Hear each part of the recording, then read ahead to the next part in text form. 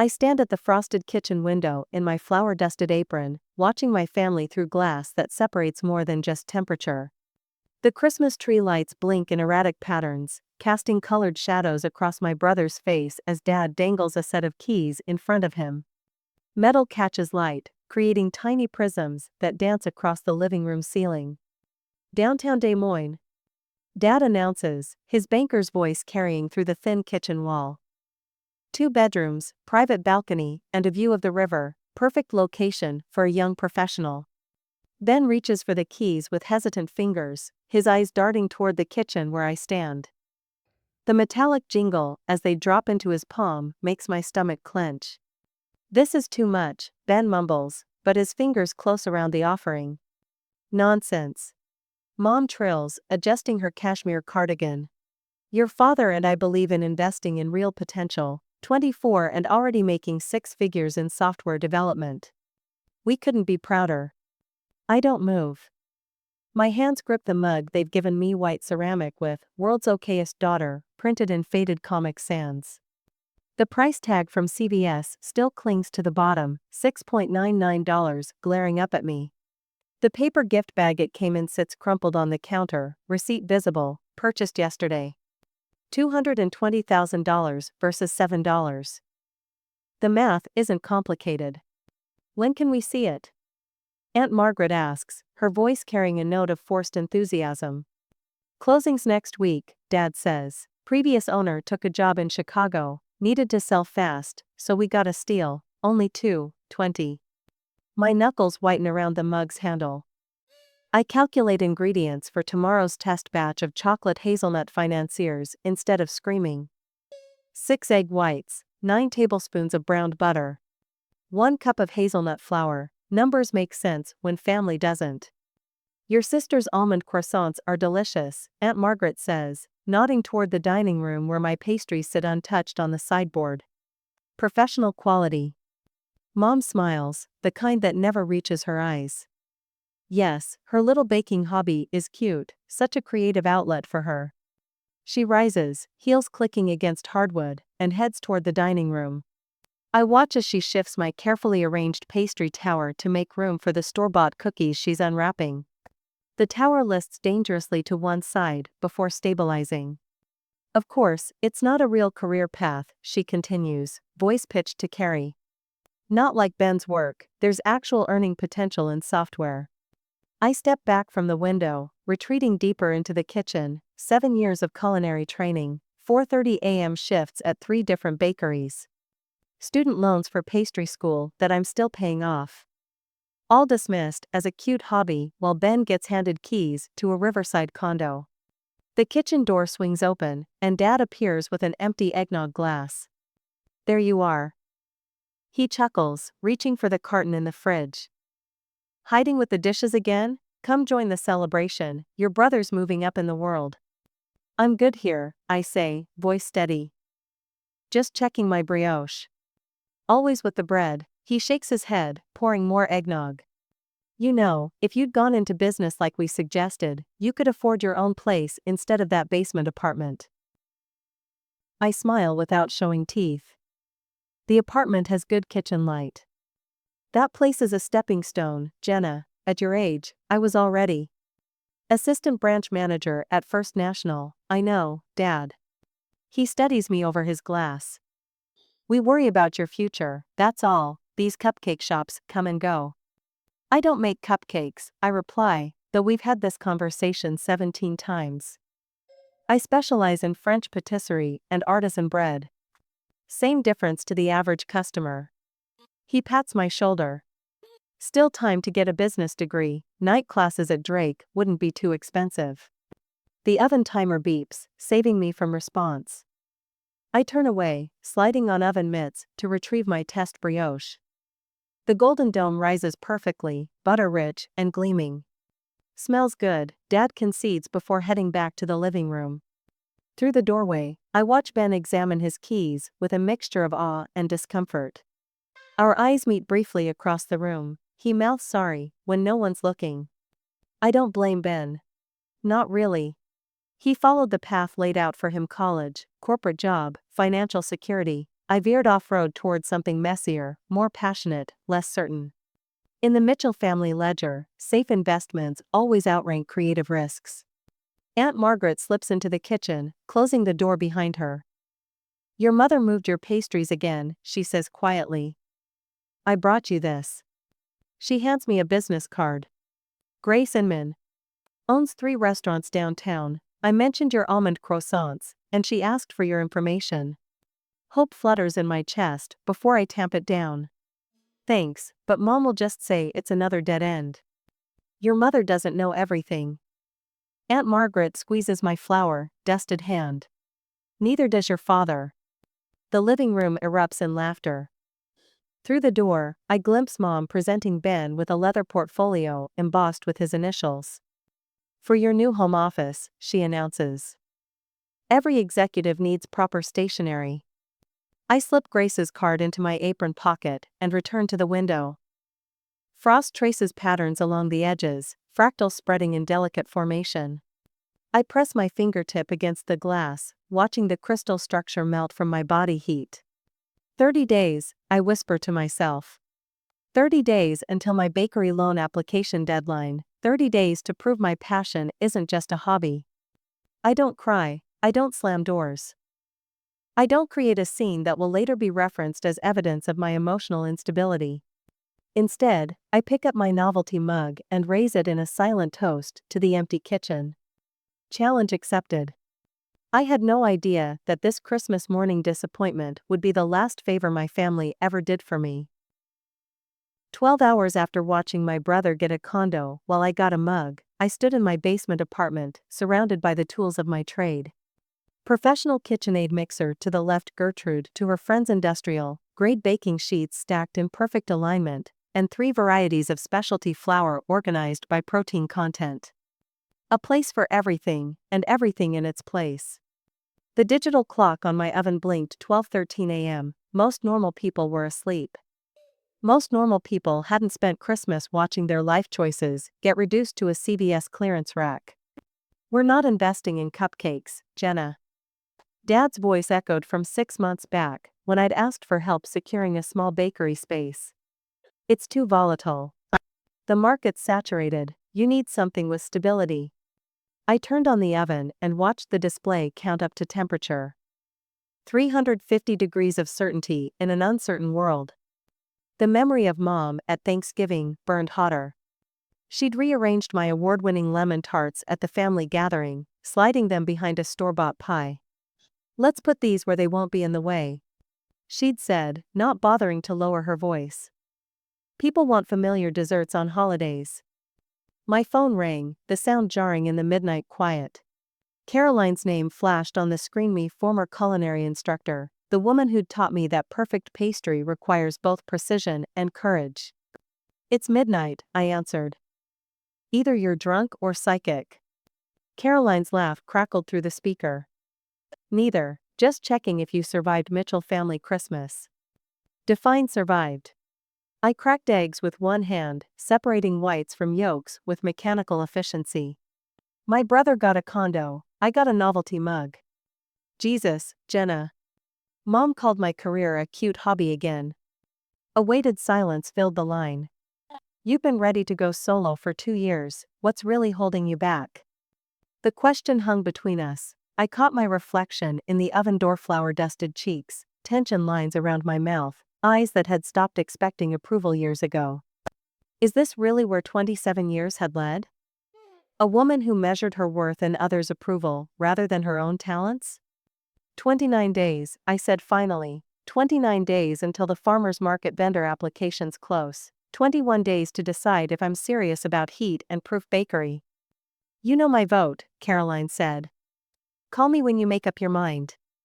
After we hung up, I baked 3 test batches of brioche, each with slight variations in butter content. The repetitive motion of kneading dough calmed the storm inside. By 2 a.m., I was elbow-deep in flour and sudden clarity. I cleaned up, then pulled out the stack of scratch-off lottery tickets Aunt Margaret had tucked into my Christmas card. For fun, she'd written. I never bought them myself. Baking had taught me that success comes from precision, not chance. The metallic scent of the coin filled my nostrils as I scratched away silver panels. $5. 10, another 5. By the time I finished the stack, I'd uncovered $30,000 in winnings. I stared at the pile of tickets, calculations already running through my head. After taxes, approximately $22,500 in hand. Not enough to open a storefront, but enough to rent commercial kitchen space, enough to secure a spot at the farmer's market, enough to finally step away from baking other people's recipes. Enough to start. I grabbed a sheet of baker's parchment paper and began listing expenses in the same precise handwriting I used for recipes. Outstanding credit card debt, professional tools, $4,760. Commercial kitchen rental deposit, 6 months, $5,700. Farmer's market vendor fee, $850. Business license and permits, $725. Initial inventory, $3,200. Marketing materials, $600. Emergency fund, $5,000.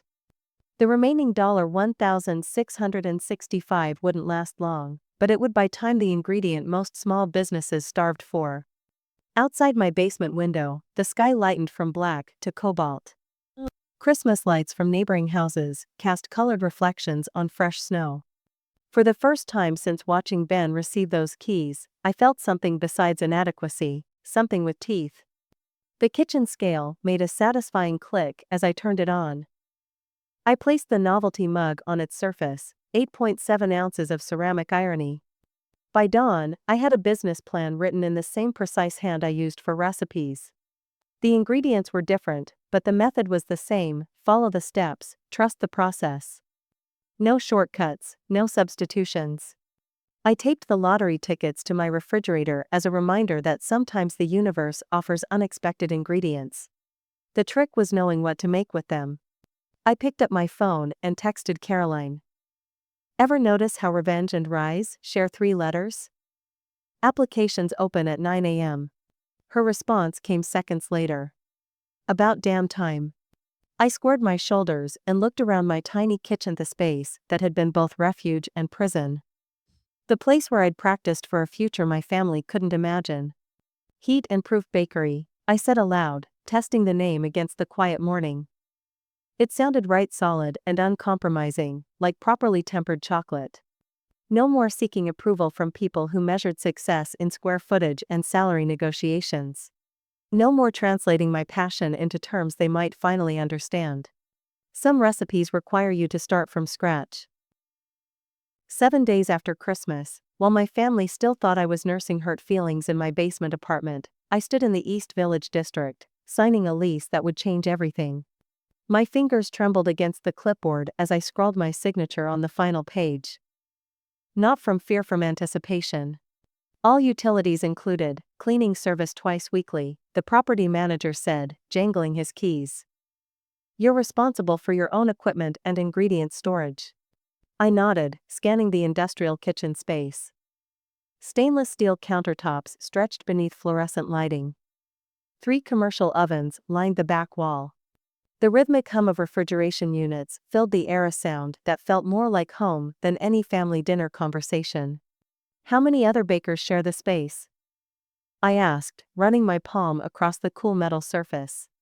5 regulars, mostly nights and weekends. You're the only one who requested the 4 a.m. to noon slot. He raised an eyebrow. Most folks consider that punishment. I smiled, picturing my brother's face if someone suggested he wake before sunrise. For bread bakers, it's prime time. After he left, I stood alone in the quiet, breathing in the lingering scents of garlic and rosemary from whoever had used the space last. The air held possibility and freedom from explaining myself to people who'd never understand. Back in my apartment that evening, I spread my bank statements across the kitchen table. The lottery winnings had cleared $22,500 after taxes. My hand didn't shake now as I wrote each check. Credit card debt from professional baking tools, $4,760. Commercial kitchen lease with 6-month deposit, $5,700. Cottage food license and permits, $725. Liability insurance, $950. Ingredients for initial inventory, $1,200. The remaining $9,165 would cover 3 months of operating costs if everything went wrong. Not the cushion I wanted, but more than I'd had yesterday. I labeled a folder, Heat and Proof Bakery, and slid the paperwork inside. My business now existed on paper. Tomorrow it would exist in flour and butter. The next morning, I arrived at the commissary kitchen at 4, lugging my supplies in 3 trips from my ancient Honda. By 4:30, my mixer hummed as I tested the chocolate cinnamon babka recipe I'd been refining for months. You're either serious or crazy. Maybe both. I startled, nearly dropping my bench scraper. A woman stood in the doorway, arms crossed over a burgundy sweater, silver hair cut in a sharp bob. I recognized her from Aunt Margaret's business card. Grace Inman, owner of 3 downtown restaurants. Just organized, I replied, continuing to stretch my dough. The early slot was available. Grace stepped inside, eyeing my mise en place. Every ingredient measured in glass bowls, lined up in order of use. Most people start small. Farmers markets are brutal in winter. I've been small for 27 years. I'm ready for something else. She circled my workstation, inspecting my equipment without touching anything. The respect of that small gesture won me over immediately. Your aunt mentioned your almond croissants, said they were better than what she had in Paris. I focused on my lamination technique, pressing butter between layers of dough. Aunt Margaret exaggerates. Does she? Grace pulled a stool to the counter opposite mine. Because I've been watching you work for 4 minutes, and your technique is textbook perfect.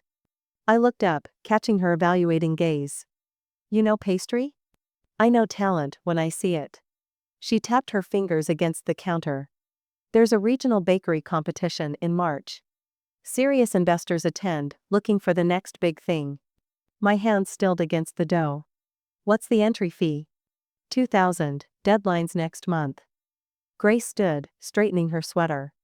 But competitions aren't about fees, they're about being ready when opportunity arrives.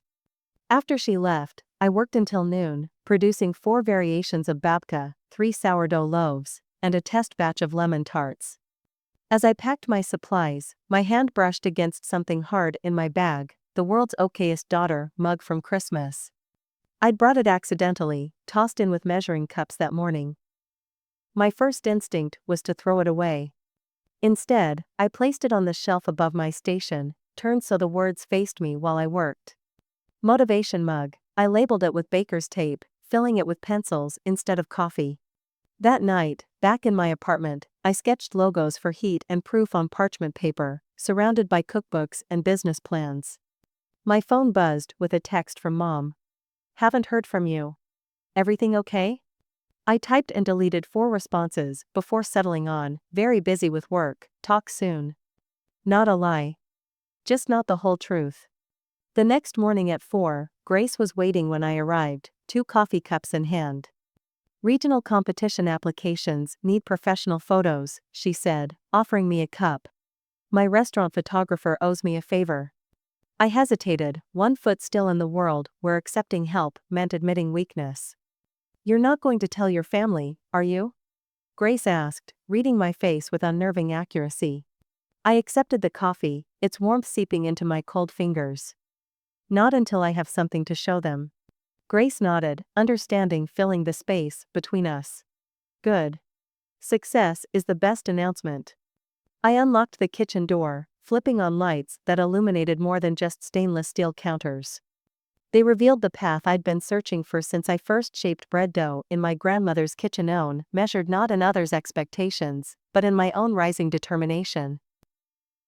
3 weeks into my secret bakery life, the reality of entrepreneurship was replacing the fantasy. The polished wooden display case gleamed under the farmer's market lights, but only 3 customers lingered where I'd expected a line. My sourdough loaves stood in perfect formation, their burnished crusts catching light like ancient armor, guarding the empty space where sold pastries should have been.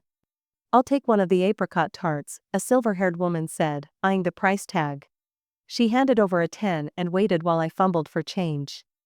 $3 back, I said, sliding the pastry into a recycled craft box with my newly printed logo. The glaze has a hint of rosemary, it complements the. But she'd already turned away, disappearing into the Saturday morning crowd. The register drawer shut with a tinny clank. I glanced at my watch 2 hours until market close. The black ledger beside the cash box told the day's story in stark mathematics. $267 in sales against $400 in ingredients, not counting the 14 hours of labor. My phone buzzed with a notification from the bakery across the market. Their Instagram showed a line 20 people deep for rainbow swirled croissants. The owner, Violet, couldn't be more than 22, her posts populated with influencers holding pastries against exposed brick backdrops. I scrolled through my own account, 3 blurry photos and 47 followers, mostly family friends who'd liked the images out of obligation. Is that lemon verbena in the tart? A man in a tweed jacket pointed to my signature creation. Yes, with hand-pressed curd and shortbread crust, I replied, straightening. The herbs are from Willow Creek Farm, just outside. I'll try a slice, he interrupted, handing over exact change. I watched him take a bite, his expression thoughtful as he chewed. He turned to his companion, not realizing I could still hear. It's good, he murmured, but not $8, a slice good. My cheeks burned. I busied myself rearranging displays that didn't need rearranging. When the market bell signaled closing time, I counted 19 unsold pastries. Each thud of pastry against cardboard was the sound of miscalculation. The sourdough would freeze well enough for tomorrow's French toast samples.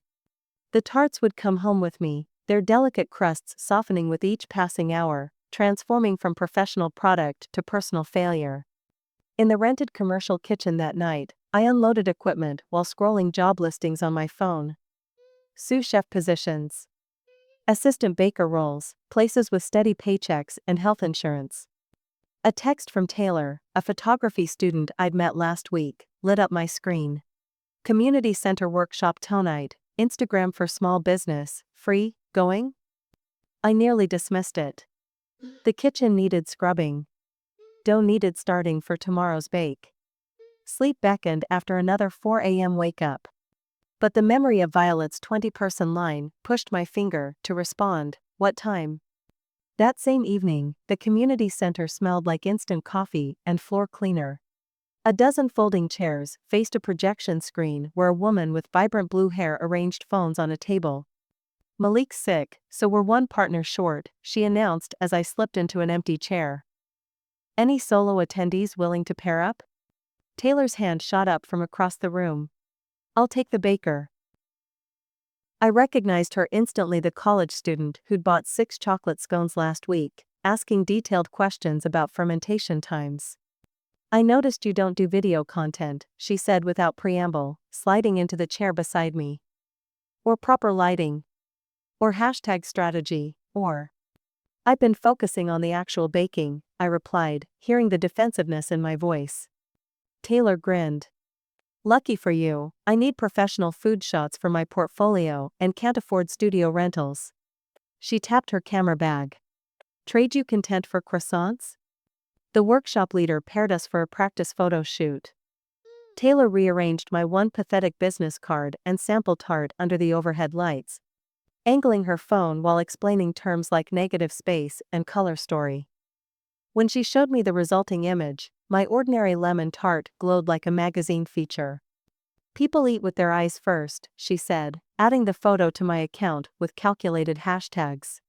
Especially online. We exchanged numbers as the workshop ended, Taylor promising to visit my market stall Sunday morning. I'll bring my real camera, we'll make your pastries famous. Back in my apartment that night, I tripped over a box of unsold inventory, knocking the "World's Okayest Daughter" mug from my desk. It rolled but didn't break, coming to rest against a stack of unpaid invoices. I stared at it, contemplating its message while picking up bills. Not yet. I still needed the reminder of what I was proving wrong. My phone pinged with an email notification from Magnolia Street Coffee, interested in discussing wholesale pastry options for our 3 locations? Your lemon verbena tart impressed our owner today. I scrolled down to find the owner was Tweed Jacket Man. His message continued, "We currently need 6 dozen items daily, delivered by 6 a.m., starting rate $420 weekly with potential to increase. Available to discuss Monday?" My first instinct was to reply immediately with grateful acceptance. Instead, I channeled Caroline's negotiation advice from pastry school: never take the first offer for your work. I drafted a counter-proposal: "Thank you for your interest. I'd be happy to meet Monday at 10 a.m. to discuss a weekly rate of $560 for 6 dozen assorted pastries, featuring seasonal specialties and classics.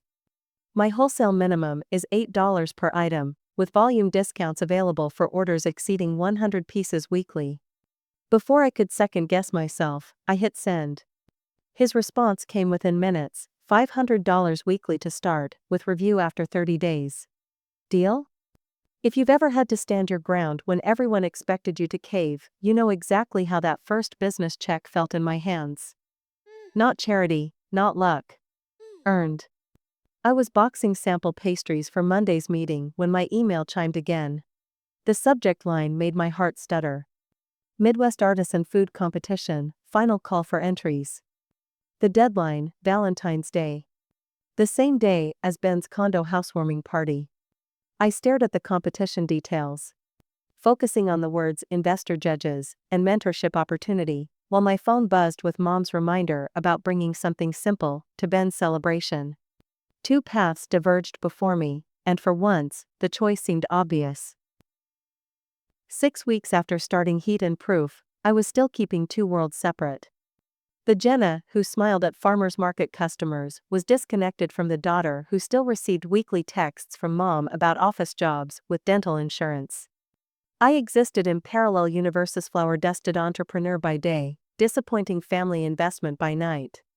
The industrial kitchen hummed with early morning activity, steam billowed from proofing cabinets, while the rhythmic whir of stand mixers created a symphony more harmonious than any Mitchell family dinner conversation.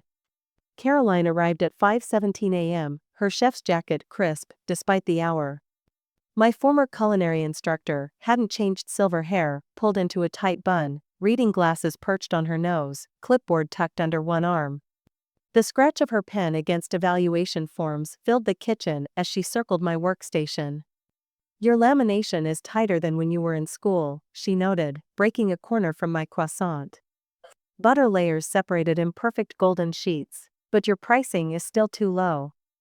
I adjusted the oven temperature without looking up. "I'm building a customer base." "You're undervaluing your labor." Caroline tapped her pen against the clipboard.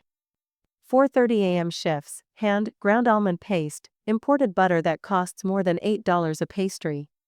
People in Des Moines aren't used to paying New York prices. Then educate them. She set down her clipboard and blocked my path to the mixer.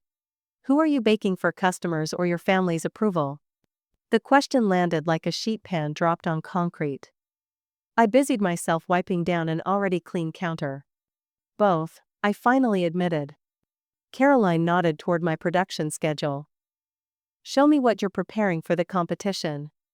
I pulled my test recipes from beneath stacks of order forms, pages of calculations, ingredient substitutions, and temperature experiments. The Midwest Artisan Food Competition represented more than a blue ribbon. Winner received press coverage and meetings with restaurant investors. My signature creation needed to be perfect. Bruleed banana bread with Madagascar vanilla custard and praline crust, I explained, sliding over my notebook. I've tested 14 variations of the banana to flour ratio. Caroline flipped through pages of meticulous notes. "This is bakery owner work, not hobby work. Try convincing my parents." I checked the proofing cabinet temperature. "Dad called yesterday to tell me about an entry-level marketing position at his bank, benefits and regular hours." "What did you say?" "That I already had a job." I pressed my palms against the cool stainless steel counter. "He said hobbies don't count as careers." Caroline's eyebrows lifted as she spotted the mug on my supply shelf, "World's okayest daughter," faded against white ceramic. "Christmas gift?" "Well, my brother got a downtown condo." The words tasted bitter. I hadn't meant to say them aloud. Caroline picked up the mug, turning it in her hands. Keep this close. When you win, it'll be the perfect vessel for champagne. 14 days until competition entries were due. 14 days to perfect a signature creation worthy of investor attention. 14 days to prove my passion wasn't just a hobby. My phone buzzed with a notification of farmers market reminder for tomorrow. I'd been working 16-hour days, splitting time between wholesale orders and competition preparations. Sleep had become a luxury, replaced by spreadsheets tracking ingredient costs and profit margins. Your technique is solid, Caroline said, returning to her evaluation. But your story needs work. Judges want connection, not just craftsmanship. I opened my mouth to respond when a voice cut through the kitchen. Well, if it isn't Jenna Mitchell playing Baker. At 11 a.m. Rachel Conway stood in the doorway, designer handbag dangling from one wrist, phone in hand. We'd attended the same high school, where she'd been student body president and I'd been invisible except in home economics class. Now she ran a marketing firm specializing in food brands. The kitchen's closed to visitors, I said, continuing to pipe custard into tart shells.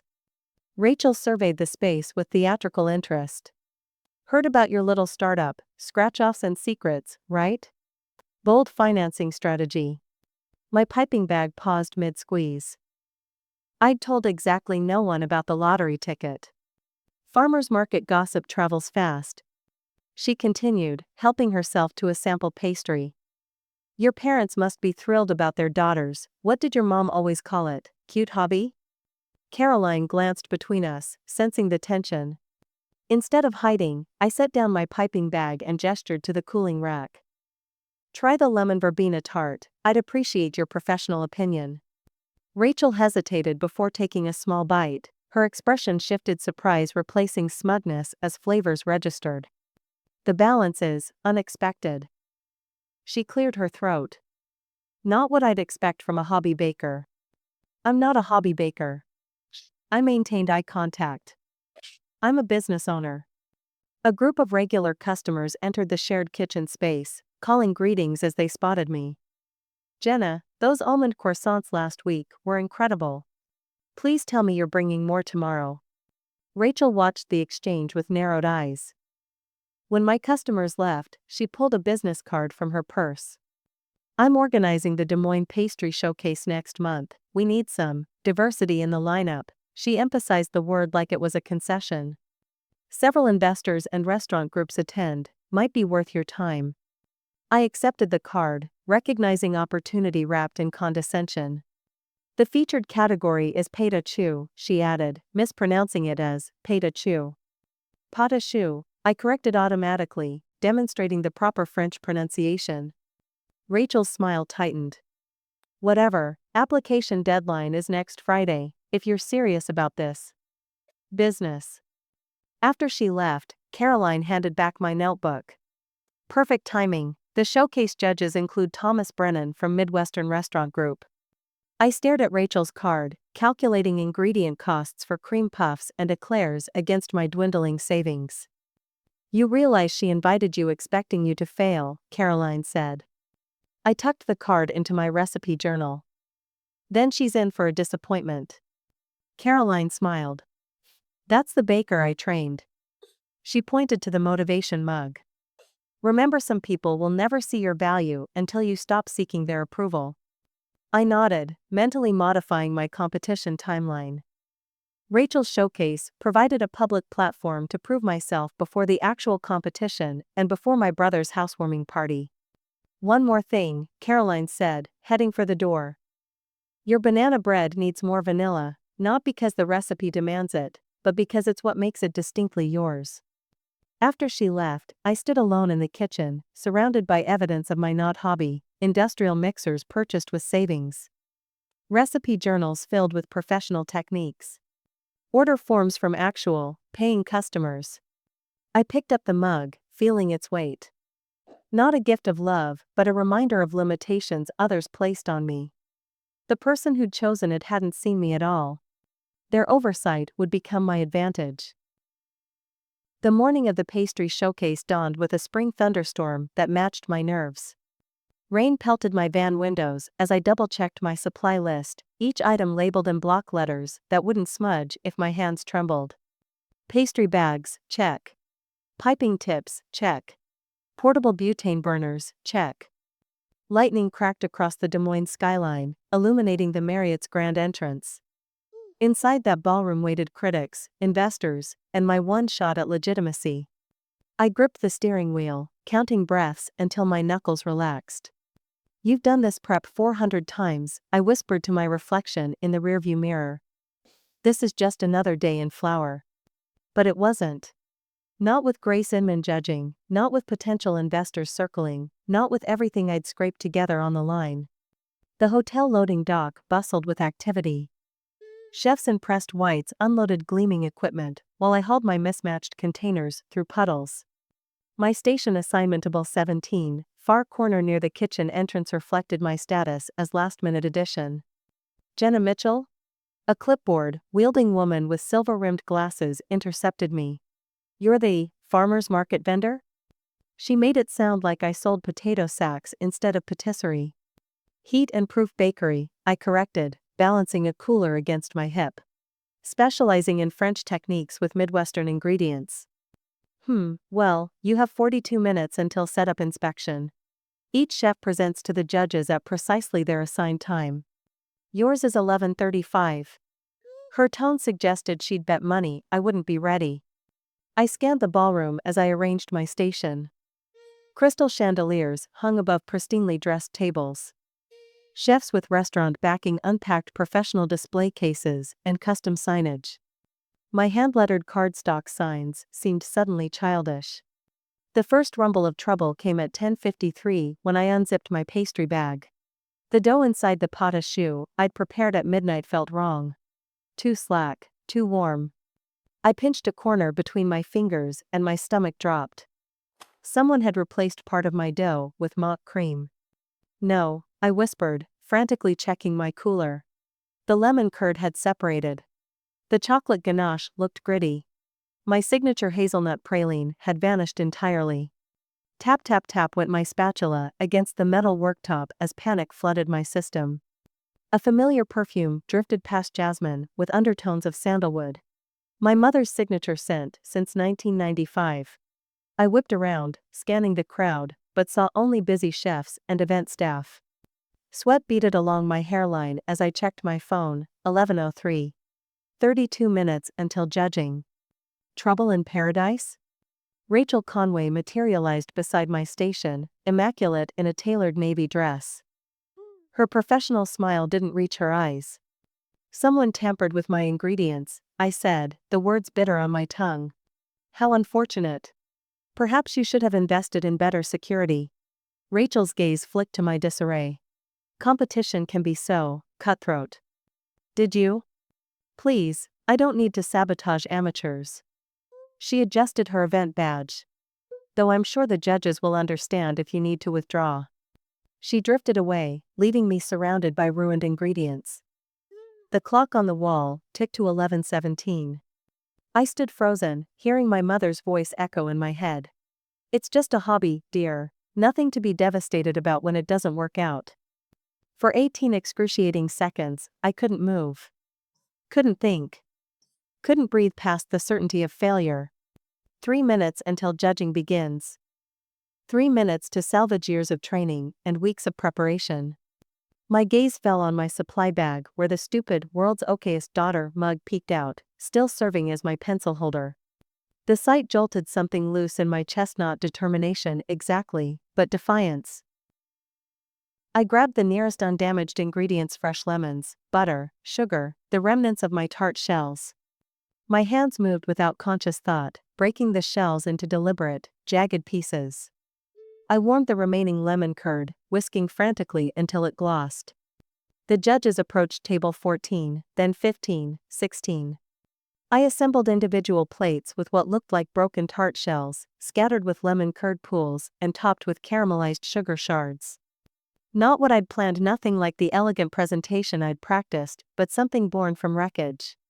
The lead judge paused at my station, eyebrow raised. "Miss Mitchell, your presentation?" I straightened my shoulders. Today, I present fractured lemon.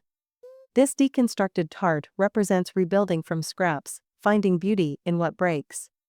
The words came from nowhere and everywhere as I described flavor notes and technique. The judges tasted, made notes.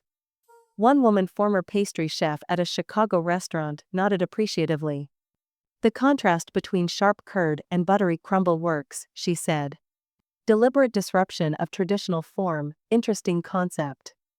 They moved on, neither condemning nor celebrating. I exhaled slowly, hands trembling with delayed shock. Not bad for improv. I turned to find Grace Inman standing behind me, arms crossed over her crisp white shirt. Her expression revealed nothing. Someone sabotaged my station, I said quietly. I know. I saw a woman who looks remarkably like you rearranging things earlier. Family resemblance is striking. The floor seemed to tilt beneath me. My mother? You tell me. Grace wrote something in her notebook. Though I find it interesting you created something worthwhile anyway. Some chefs collapse when their plans do. Before I could respond, a familiar figure appeared at the edge of the ballroom. Ben, looking uncomfortable in pressed khakis and a button-down, scanned the room until he spotted me. Our eyes locked across the crowded space. He lifted his phone, showing me the heat and proof Instagram account Taylor had created. Then he mouthed two words that sent ice through my veins. They know. Thank you, Judge Hamilton. I blurted to the startled man beside me, automatically using the formal address I'd reserved for my mother. I mean, I'm sorry, thank you for your time. Grace suppressed what might have been a smile. 9 judges down, 1 family confrontation to go, she murmured. Call me tomorrow. We should talk about what I saw today. She walked away as Ben approached, his expression a mix of warning and apology I couldn't yet decipher. Thunder rumbled outside, promising another storm. 24 hours after the showcase, I stood in my kitchen facing the brother who'd received everything I'd been denied. Ben perched awkwardly on a metal stool, his expensive watch catching light each time he shifted position. His fingers traced the edge of my workstation, collecting a fine dusting of flour. So this is where the magic happens, he said, surveying the commercial kitchen I'd leased with lottery winnings and pure stubbornness. Taylor's photos don't do it justice. You follow my Instagram page? The mixing bowl nearly slipped from my grip. For weeks now.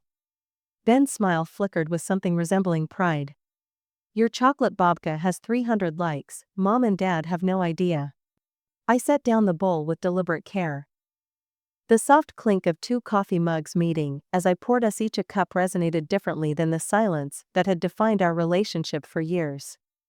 Steam rose between us, temporary barrier dissolving with each breath. Why did you come to the showcase? I asked, sliding his mug across the counter. And more importantly, why didn't you tell them? Ben's Adam's apple bobbed as he swallowed. Because I wanted to see you succeed without their shadow hanging over everything. He paused, fingers whitening around the mug handle. And because I've been living rent-free while you hustle on 2 hours of sleep, I'm sorry. The apology hung in the air, unexpected as sugar crystals forming on cooling caramel. I measured my response in heartbeats, 4 of them passing before I spoke. The rent-free part or the not telling them part? Both. His gaze met mine directly. Also for taking the condo, I didn't ask for it, but I didn't refuse it either. Outside, delivery trucks rumbled past the kitchen windows. Inside, something shifted in the careful architecture of resentment I'd constructed. Not collapse, but adjustment load-bearing walls remaining intact while a window cracked open. You're their retirement plan, I said, reaching for the bag of almond flour. Software developer son with stability, grandchildren eventually. I'm the risk they never wanted to take. You think I don't know that? Ben's voice sharpened. Every check-in call is about my 401k contributions and dating prospects. At least you got freedom when they wrote you off. My laugh came out harder than intended. Freedom costs exactly $4.30 every morning when my alarm goes off. Freedom tastes like 97 test batches of shortbread before landing a single corporate client. And yet here you are. The mixer hummed to life as I poured and measured ingredients. Routine motions anchored me while conversation ventured into uncharted territory. I used some of the condo money to buy heat and proof gift certificates, Ben confessed. Anonymous orders from your website. The hazelnut financiers from Martin Accounting? That was me. My hands stilled over the mixer. You ordered 20 dozen at premium pricing. Quality deserves proper compensation. He shrugged, the gesture so reminiscent of our father that I nearly flinched. Besides, their quarterly meeting actually went better with decent pastries. 2 hours until Grace arrived to discuss her investment offer.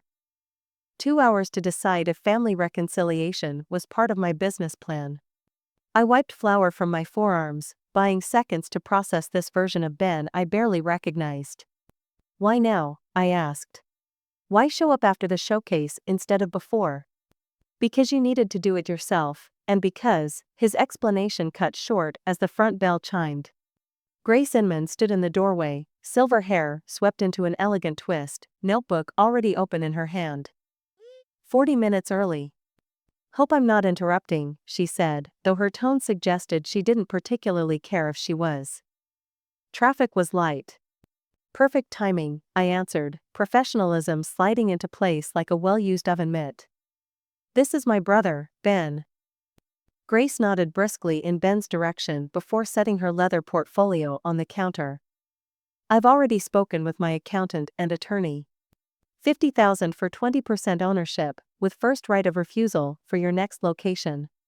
The number hung in the air between us. 50,000, 10 times my monthly income target. Validation with decimal points. The contract is straightforward, Grace continued, sliding papers across the counter. You maintain creative control and daily operations. I provide capital and connections.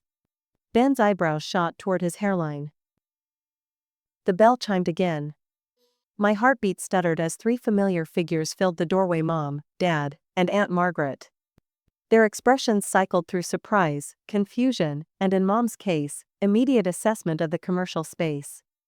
Ben called for a family meeting, Dad explained, his banker's eyes already cataloging equipment values. Said it was important we see your setup. Ben hadn't moved from his stool. I thought they should see what you've built before decisions get made. Grace observed the newcomers with the practiced neutrality of someone who recognized family dynamics at 50 paces. Perfect. More opinions on the contract signing. I do love efficiency. Contract? Mom's voice pitched higher. What contract? Investment agreement, Grace answered before I could. $50,000 for partial ownership in what will soon be Des Moines' premier artisan bakery. Dad stepped forward, hand extended. Martin Mitchell, I handle all our family's financial matters. Grace's handshake was brief. Grace Inman. I own 4 restaurants and recognize talent when I taste it. Your daughter has exceptional skill and business acumen. Mom's carefully arranged expression slipped. She surveyed the kitchen again, this time seeing the commercial mixer, the specialized proofing cabinet, the orderly rows of professional tools. This is more established than we realized, she said carefully. 3 corporate clients, 2 farmers markets, and a waiting list for special orders. I replied, the words flowing with surprising ease. Plus features in Iowa Living and Midwest Food Monthly. Grace slid the contract toward me. If you need help with the contract. Dad began, reaching for the papers. Grace's attorney already reviewed it, I interrupted. But thank you. The silence that followed contained years of recalibration. I signed my name on 3 separate pages while my family watched. The pen scratched against paper, soundtrack to power-shifting hands.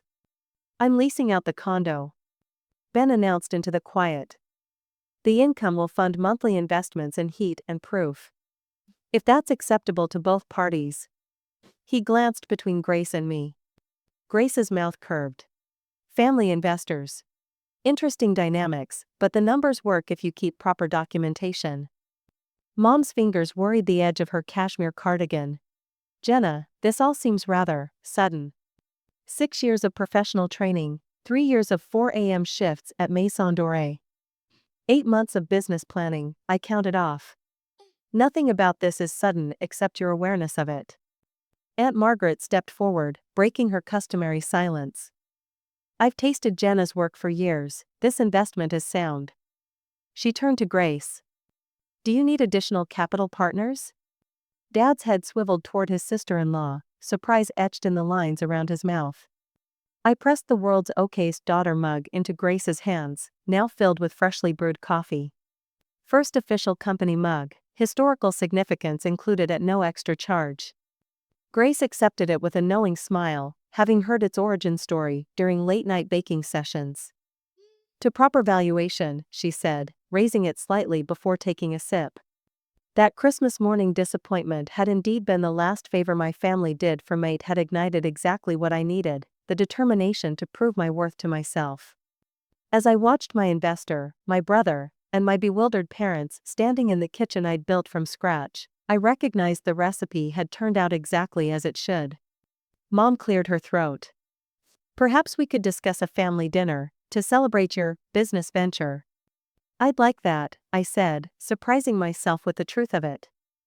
But you'll need reservations. Tuesdays are my only night off, and my calendar fills quickly. For the first time in years, we all understood the language being spoken. Not quite forgiveness, not quite reconciliation, but acknowledgement. For now, that would rise well enough. 6 months after the investment deal, I unlocked the door to Heat and Proof's new storefront, inhaling the mingled scents of fresh paint and rising dough. Morning light spilled through windows, still bearing the ghost outlines of the previous tenant's signage. My signage. The bell above the door jangled as I stepped inside.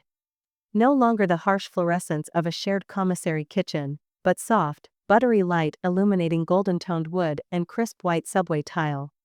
The space breathed with possibility, sturdy maple counters gleaming under pendant lights I'd installed myself at 2 in the morning 3 days ago. Behind the glass display cases, still empty but polished to a mirror shine, stood the open kitchen, where customers could watch pastry magic unfold. No more hidden labor, no more invisible effort. Every laminated dough fold, every precise piping movement, visible to all. It still doesn't feel real, I whispered to the empty room. My fingers traced the edge of the counter where I'd serve my first official customer in exactly 47 minutes. The wood grain felt solid beneath my touch, anchoring me to this moment that once existed only in 3 a.m. fantasies. The wall behind the register displayed framed newspaper features and my competition certificate in simple black frames. No pretension, just proof. Evidence that the journey from Christmas morning disappointment to this moment had actually happened. I reached into a cardboard box, labeled counter, and pulled out the world's okayest daughter mug, placing it prominently beside the register. The chipped rim caught the light, its faded lettering a badge of honor, now rather than an insult. I filled it with crisp new business cards, the Heat and Proof logo embossed in copper foil against cream stock. The mug had become something of a talisman among regular customers. Those who knew the story sometimes left notes inside. Best croissants in Iowa. Worth every penny. Changed my morning routine forever. Little paper affirmations that accumulated like interest on an emotional investment. The kitchen timer chimed, pulling me from reflection. Muscle memory took over as I slipped on oven mitts and retrieved 3 sheet pans of croissants. The butter-rich aroma filled the space, transforming it from a renovated storefront to a bakery-me bakery. My phone buzzed with a text from Grace. Opening day. The investors are still pinching themselves over those profit projections. You've got this. The woman who arranged croissants on cooling racks was both familiar and new, hands still flour-dusted, but shoulders straight with the confidence of ownership. No more hunched posture, no more apologetic smile when describing my hobby. The physical weight of others' doubt had lifted from my spine, replaced by the straightforward challenge of running a successful business. I moved through the final opening preparations with the precision of a practiced routine, filling display cases, brewing coffee, setting out signage. Each movement economical, each decision mine alone. The cash register, a vintage model I'd restored myself, gleamed under the lights. Such a simple machine, but it represented a fundamental shift. Money exchanged not for my time under someone else's brand, but for creations bearing my name. Fair value for expertise built through thousands of pre-dawn mornings. A knock at the front door startled me from my checklist. Taylor stood outside, camera bag slung over one shoulder, waving frantically. "Sorry I'm early," she called through the glass. "The light is perfect for those opening shots we talked about." I let her in, the bell announcing her presence with a cheerful jingle. She'd grown from nervous college student to confident photographer, our bartered arrangement evolving into paid work as my business expanded and her portfolio grew. "Place looks incredible," she said, unpacking her camera. "Remember when you couldn't figure out Instagram filters? Remember when you couldn't tell puff pastry from pie crust?" I countered, smiling as I continued arranging pastries. Taylor laughed, adjusting her camera settings. "Fair point. We've both come a long way in 6 months." "Speaking of coming a long way," I said, nodding toward the street where a familiar figure approached. My brother Ben, holding a small gift bag. "Official opening gift," he said, stepping inside. "Plus moral support." The gift, a brass bell for the counter with ring for seconds engraved on its surface, sat heavy in my palm. Not a novelty mug, not an afterthought, but something chosen with care. "Your monthly investment check cleared yesterday," I said. "You don't need to bring gifts too." Ben shrugged. "Different thing entirely, the investment is business. This is family." The word no longer stung like it once had. Family, a term being slowly redefined through small moments like this one. "They're coming today, you know," Ben said, fidgeting with a napkin. "Mom and Dad." Dad called to ask what time would be convenient. I arranged lemon tarts in perfect rows, letting the information settle. "They'll need to wait in line like everyone else." "They know," Ben said. Dad actually sounded proud when he mentioned the article in the Business Journal. My phone chimed with another text. "Mom, this time, Rotary Club needs 6 dozen lemon tarts next week. Your price is fair." The text sat on my screen, loaded with unspoken meaning. Not discount for family, or little favor. Your price is fair. Acknowledgement of value from the most unexpected source. I smiled, typing back. "Booked solid, but I can fit you in Tuesday. Professional courtesy discount." Revenge wasn't proving them wrong, I said to Ben, adjusting the position of the mug. It was proving myself right. Taylor snapped a photo of me behind the counter, caught in a moment of quiet certainty. 30 days until opening my second location. I said, more to myself than them. 30 days to formalize what I've learned, that sometimes disappointment is just redirection to where you truly belong. The clock struck 6. Opening time. I flipped the sign on the door, from closed to open, the gesture simple but monumental. Through the glass, I could see my first customers already waiting. Among them, standing awkwardly at the back of the line, my parents. Sometimes the greatest family legacy isn't what they give you, it's what they make you brave enough to build for yourself.